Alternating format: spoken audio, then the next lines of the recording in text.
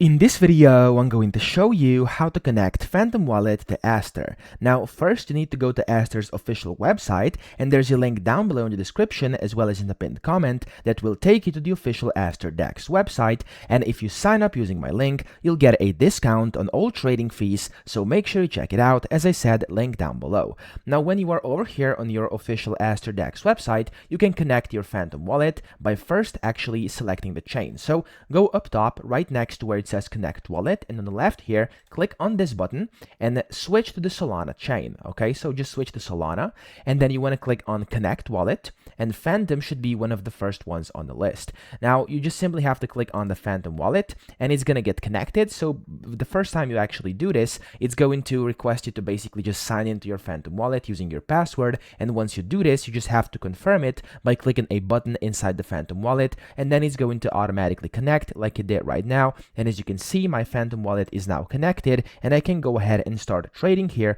on Aster. So that's pretty much it. I hope this video helped you out. If it did, please subscribe to the channel and help me out as well.